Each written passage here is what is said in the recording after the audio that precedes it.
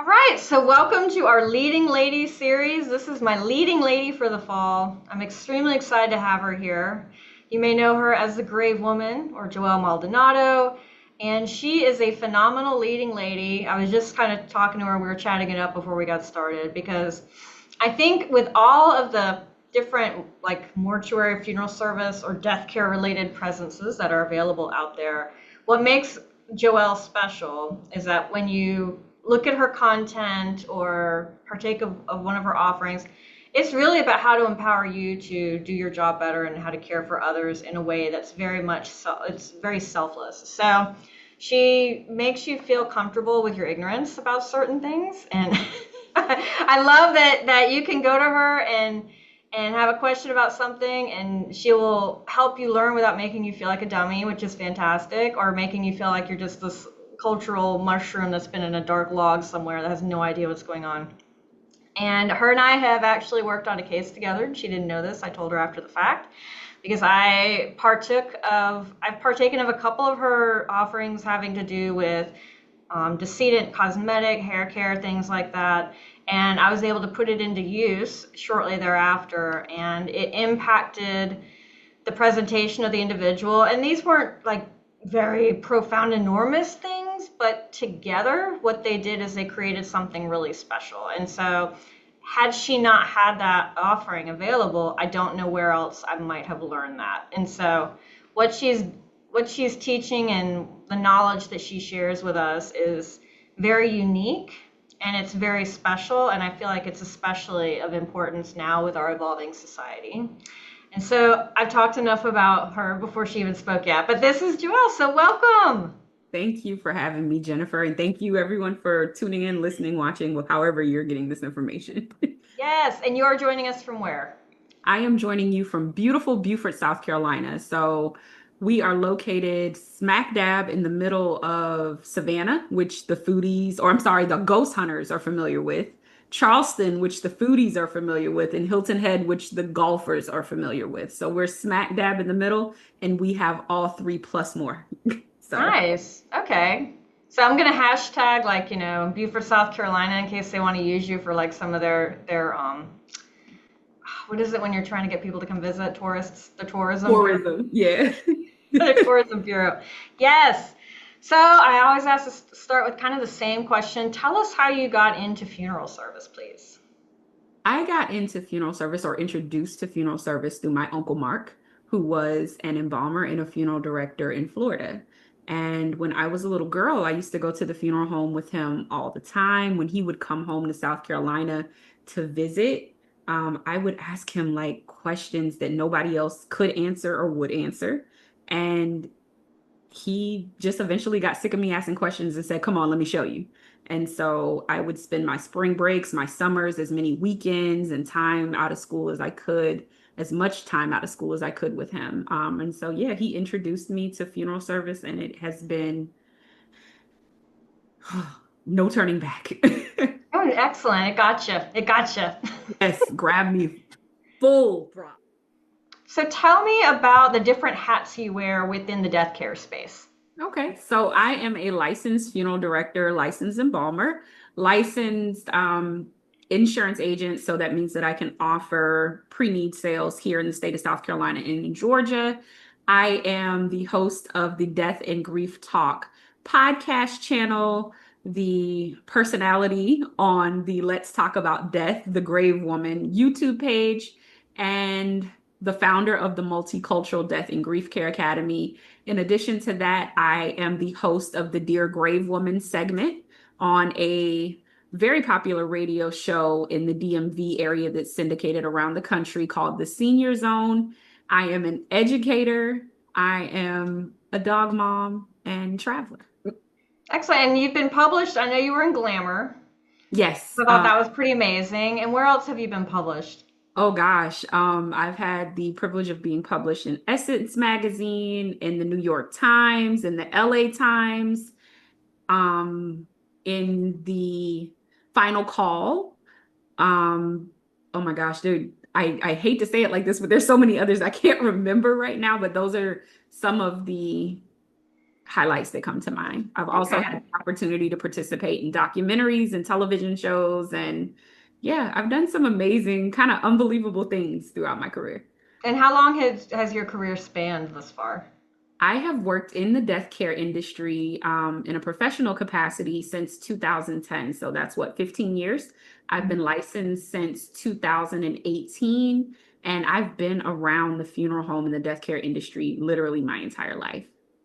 Nice. So tell me how you came up with the name of the grave woman. That is more of a self-fulfilling prophecy than something that I came up with.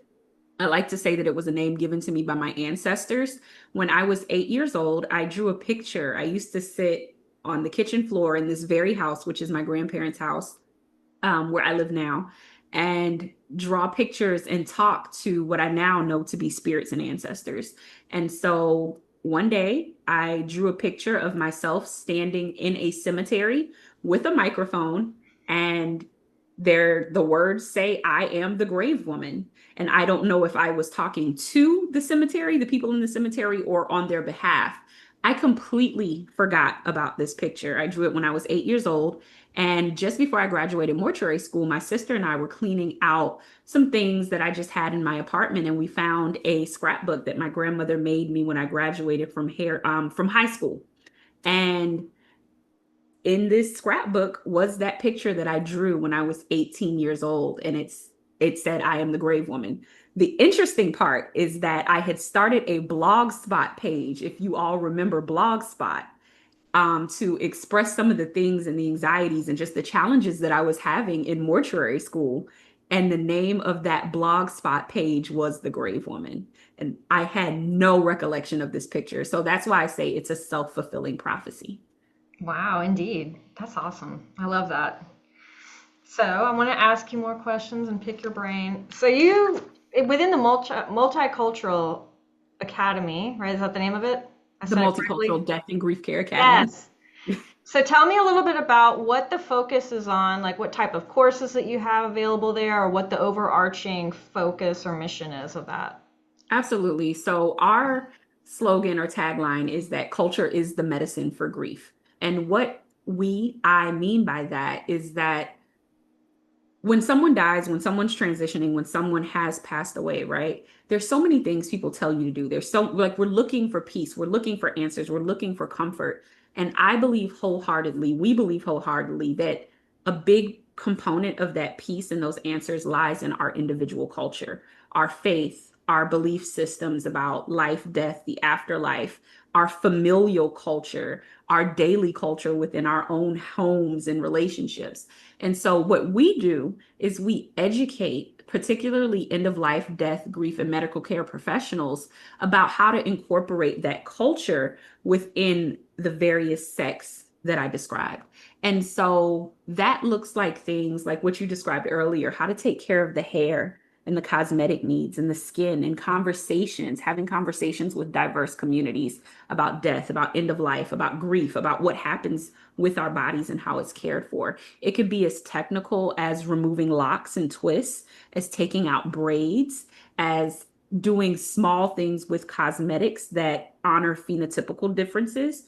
Or it could be as broad as having conversations about faith and religion and belief systems.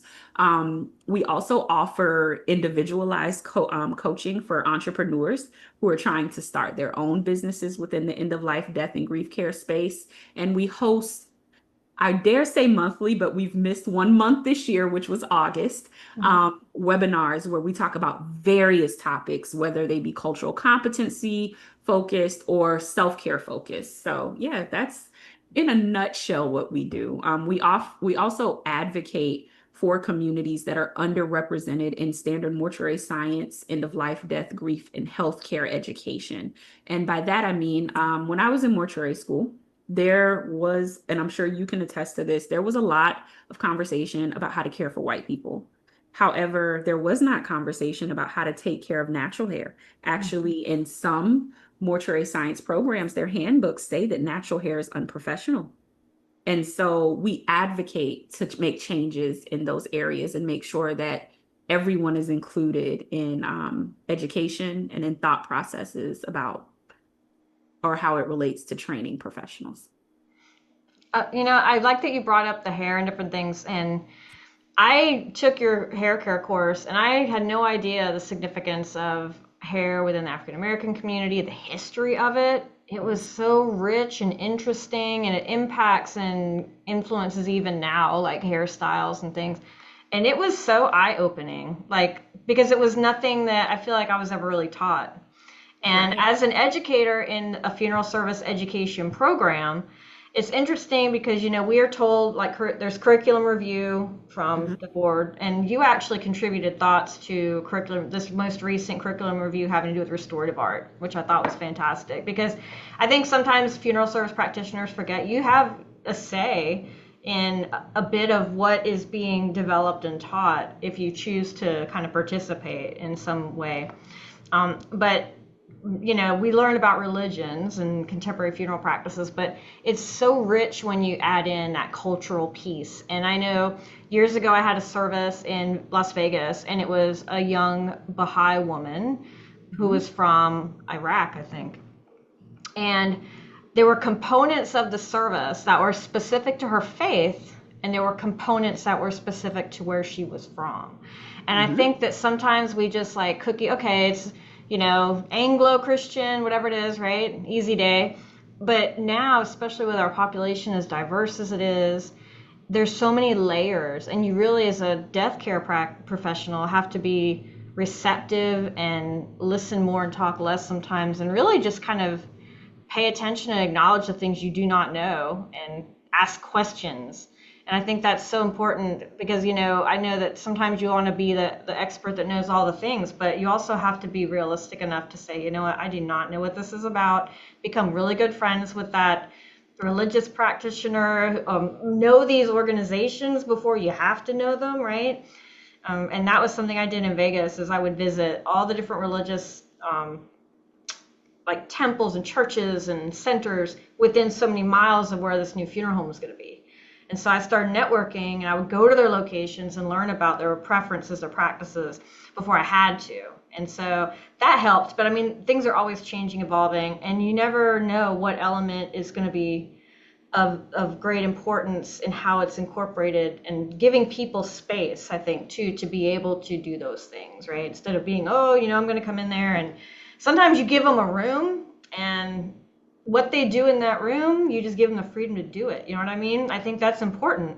And it's more collaborative energy versus I'm going to oversee something. And so I think it's kind of the newer way of thinking too, right? Is more collaborative within our profession and with our allied services. Like you said, that your academy, you educate people in various roles that touch end of life service and care. And now you have death doulas in some states that are becoming more prevalent. That's new. Yes. And I know in Indiana, they actually had like a little bit of like a legislation thing going on there. But recognizing that these are all like resources to an experience, to creating value, and I mean, you can't redo a death experience, right? I mean, so the way that we interact with all these different people and what we create for that exiting person is so important. And I think as funeral service people, we're always at the tail end of that, but the part we can actually be involved, or at least aware of the part beforehand, to make us that much more efficient and compassionate, I think, at the other end. And I think that's one of the things I appreciate about like your courses and your knowledge and your education, is because you just rattled off this whole long list of things you've done. And I mean, you're still really, you look like you're in your 20s, so you still have plenty of time. And it's just fascinating to me, and yet you're still approachable, humble human being.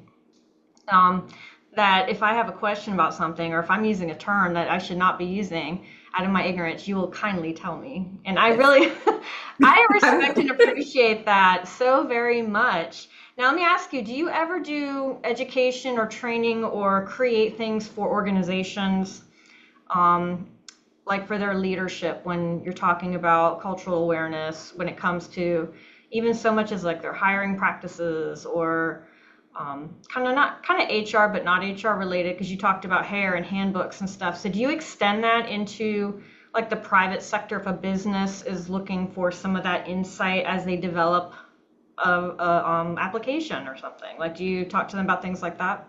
Absolutely. The wonderful thing about the Multicultural Death and Grief Care Academy is that All of our content as it exists and as it is being created is 100% customizable to whomever our clients are. We do have our standard offerings, many of which are self-study on the website. However, if someone contacts me and they're like, hey, we're trying to develop a new handbook, you use the term handbook for our new funeral home and we need help, or we're trying to develop protocol or systems, and we want to make sure that we're as culturally competent, aware, and inclusive as we can be. Definitely, I do that through consultations and also through a package option that is available on the website as well. And that website is thegravewoman.com. Real simple. Nice.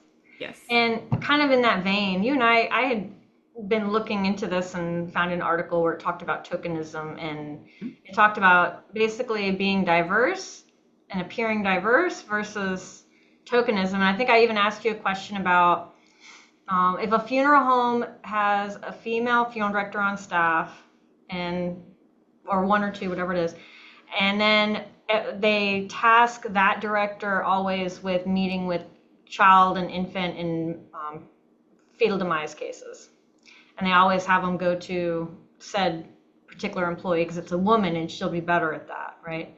So I asked you about that. We're talking and exploring that because I've seen that, and a lot of it has to do with, well, I don't want to ask about a menstrual, whatever silliness. But anyway, basically, we were talking about that, which you said can be a form of sexism, right? Absolutely, because when you hear the word tokenism relates to race-related issues.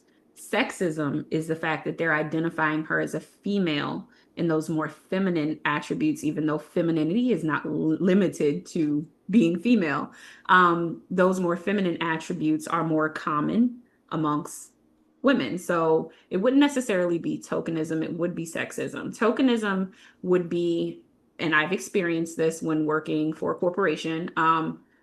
I worked at a location that was serving predominantly upper class white families and Jewish communities. However, when a Black family or a Latina family or a family of color would come in, I would be assigned to work with that family because I could understand them more. That's tokenism. Or when, you know, upper management is coming in and we want to show that our team is diverse and I'm put in the front for that day, but then any other time when upper management or whoever is not there, corporate's not there, I'm, sent to go do something else. Those are examples of tokenism. Or I use the example all of the time of walking into the embalming room and seeing a very trained embalmer cutting box braids from a woman's scalp, and then being tasked with caring for all of the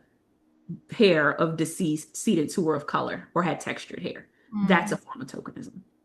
So it's really superficial. It's less about Yes. talent and attributes than it is about assumptions based Yes, on characteristics. Okay. And I want to absolutely. talk about that because I know some places, you want to be more diverse and you want your staff to reflect who you serve, but at the same time, they should still be interchangeable, right? Like, I should be able to wait on African American family, and if I have a colleague who's African American, they should be able to wait on this Hispanic family. Like, it should all be interchangeable. And I think when you categorize, it can be, that would be the tokenism piece, right? That superficial categorizing. Well, you obviously are going to know better about this because of this, right?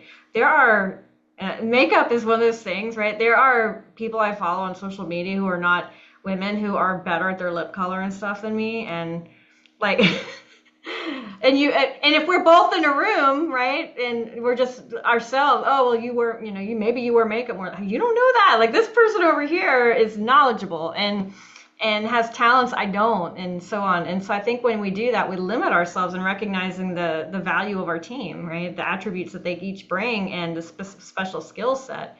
And I think that that's really important to recognize, especially if you're trying to really empower people and build them up and have that continuity if you do have staffing changes or issues, to where you can keep providing the utmost quality service within your location. So thank you for kind of clarifying that. Absolutely. And I want to, just for the sake of this conversation, say that one of the questions I've been asked the most over the years by non-Black or non BIPOC professionals is I want to work with all families. I want to work with all decedents. I just don't know how to approach the conversation differently. Or I don't, when someone says this to me, or I'm put in a situation that I've never been in before, I get uncomfortable. And so I want to say that a lot of times, what I've learned and what I've observed is that it's not so much that either managers or leads or anything are trying to inherently be racist, even though that is an issue, or trying to inherently display tokenism or operate with tokenism.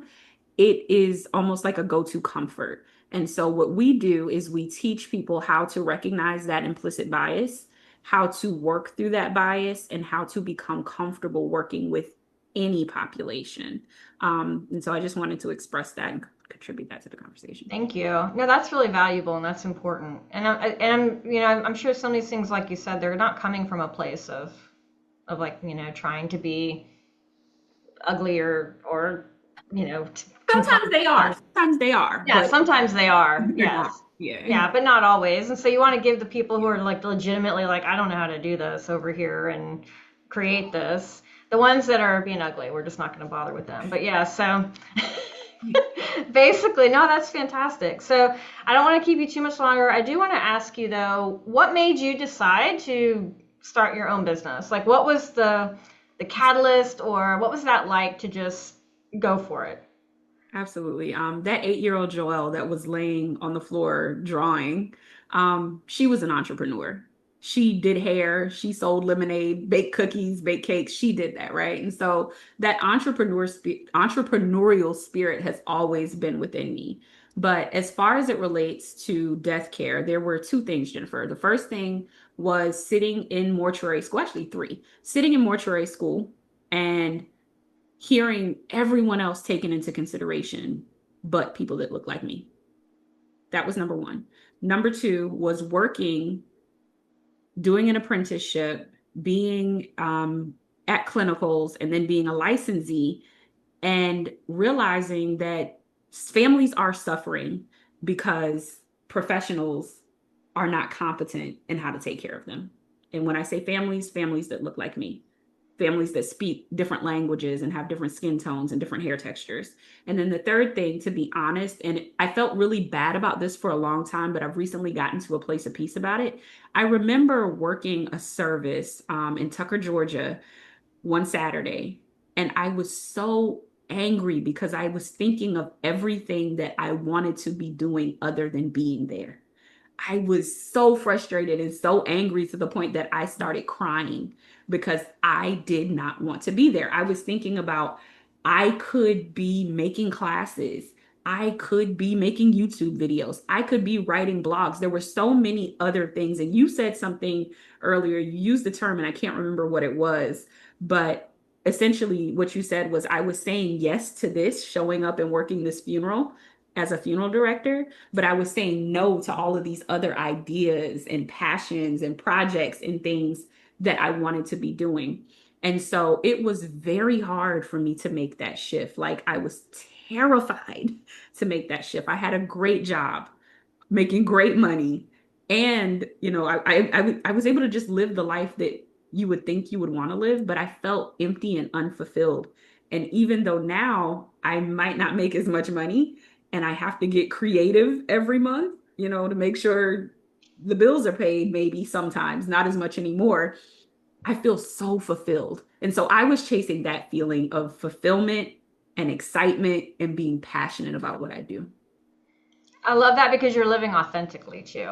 And it reminds me of the beginning of the book Untamed by Glennon Doyle when she describes, I can't remember what kind of cat, it was like an animal, a creature at the zoo.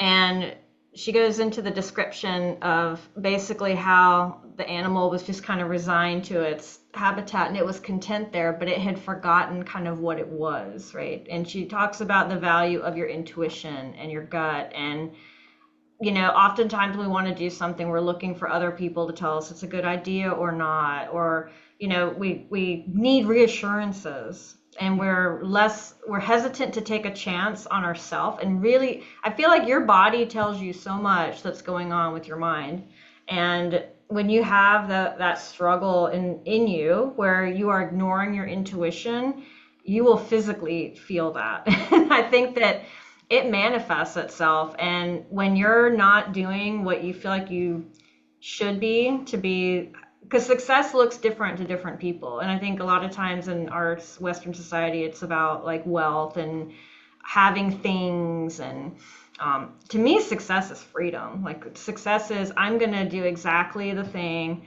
that I want to do today with my time. And it's about choices. Freedom and choices is to me what success looks like.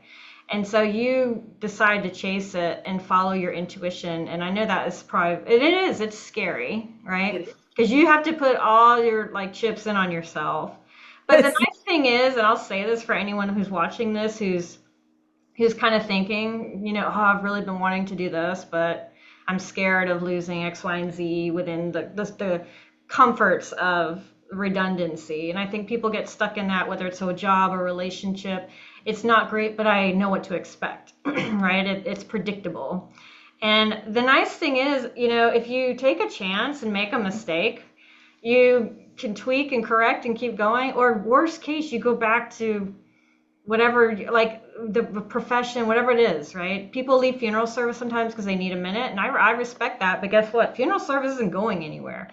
Or if you're pursuing your education and it's not moving as quickly as you want, guess what? It's still going to be there if life happens, right? If you get interrupted. And I think sometimes we think everything has to happen quickly. It has to be widely accepted. It has to make sense to the outside world. But when you put all these parameters in front of what you are longing to be doing and what your intuition tells you you're intended to do, you're prolonging your purpose. You're prolonging connecting with your purpose. And I think connecting with your purpose, having time, and freedom, that's all really what being successful is about. You may need to eat ramen occasionally, and that's just the reality of things, but you'll be happy because you'll be eating your ramen where you want to be eating your ramen and when you want to be eating it, right? So it is what it is. But absolutely. I love that. I love how you listen to yourself. And I feel like your spirituality, based on our conversation, probably influenced that too. Because sometimes you have to, it's like when you crest a hill, you have to have faith in what you can't see yet. And we like to make decisions based on what we know. And we're often afraid to take risks or to, basically move forward with something if we don't have a clear idea of what the other side looks like. But when you do that, you miss opportunities potentially, right? So you have to kind of take risk and trust that you end up where you're supposed to be. And worst case scenario, they can't take your birthday away, right? You just go do something else. Mistakes are a sign of effort. Failure is a sign of trying. And like you have done it, and I'm sure you've learned things between when you first started and now. I'm sure it wasn't just this smooth ascension. You probably have moments where you're like, oh, that didn't work so well. I'm going to try to do this. Or, oh, I see a need over here. Or, you know what I mean? So it's part of a creative process. Just like every artist, when they're creating art, every piece isn't a masterpiece necessarily, right? So it takes a willingness to be wrong sometimes and to be okay enough with yourself to accept that, to be kind to yourself, and then to adjust accordingly. So I have a lot of respect for that. And I love the fact that you're just like, my insides are screaming, so I'm not going to do this anymore. Right. And the thing is, I struggled with it. I said I felt bad about it for a long time, and I'm just now getting to a place of peace. And this was all ego. I thought that I wouldn't be helping people anymore. I thought I'm here, I'm serving a family. This family needs me in this moment, right? But what I found is that I'm serving probably thousands of more families on a daily basis than I ever could have being in that funeral home in Tucker, because now I'm helping people. I've been blessed for what I'm putting out to reach so many professionals across the world, literally across the world. And it's mind blowing. So go for it. If you're thinking about it, I'm not telling you it's going to be easy. I'm not telling you it's going to happen quickly. But if you are truly called to do something and you feel it in your body, like Jennifer said, follow it. It's your intuition. I didn't say your mind. I said your body, your heart, your soul. Your guts. Yes. Yes. Well, I think that's a good note for us to kind of wrap up on, because that was very encouraging and motivating. And tell people how to find you. How do they find access to you? Absolutely. And I will say that if you that you're someone that's on that ledge, that I offer coaching and I offer help and hand holding and just assistance in getting started. I will say that. And you can learn about that, all of my courses, all of my content online. Just simply Google The Grave Woman or visit thegravewoman.com or follow me on the grave at the grave woman wherever you are. I'm there. And I will tell you, as a person who has taken her courses and she's currently, we're doing some coaching together, and she is like the Jiminy Cricket. Okay. She will tell you exactly like the way things really are. Even if you can't get your mind around something, having that external perspective is so helpful because you're kind and honest at the same time. And I think that's the key. You're not like tiptoeing, oh, I'm only going to tell you what you want to hear and you're great all the time. No, like this is how we grow too. We need sometimes an external set of eyes to say, I don't think we need to do an interview that's 3 hours long, Jennifer. Like you need even though I could talk to you for 3 days. So I appreciate you so much, and I love that you're so available to folks. So check her out, The Grave Woman. She has free Tuesday tips that I share on my Mulling Mortician page often, which are fantastic, and they have no expiration on them. So save these things because you may need to reach into your toolkit for one. And then I challenge you to, if you really want to kind of expand and grow within the profession, don't wait on an employer to pay for training for you necessarily, and don't rely on them to encourage you to do it. You've got to invest in yourself. And so I would encourage you to consider that. And the makeup courses, the hair courses, and just access to her is phenomenal. So I highly recommend The Grave Woman. I'm a big fan. She is slaying and just all over the place. Where can they find you next as well? Where are you speaking? Oh gosh, so I'll be at Doulapalooza, October the 11th and 12th in New Orleans. I'll be at Endwell, um, in November 20th in person. I'll be at Terracon in February, and I am taking bookings for 2026. If you want to bring me to your conference or online or want to work privately, just reach out, thegravewoman@gmail.com. Yes. So hit And her thank up you if for you this want opportunity. quality. Go ahead. I'm sorry. Thank you for this opportunity, Jennifer. Hey, thank you. Like I said, I could talk to you for days, and I wanted to showcase the things you're doing because you're kind of a big deal. So I felt like everybody needed to know this. But thank you all for watching and joining, listening, however you've chosen to. And we wish you a great rest of your day. And we'll see you next time. My next leading lady is going to be Amanda King. So you will be seeing Amanda in the winter. So thank you all.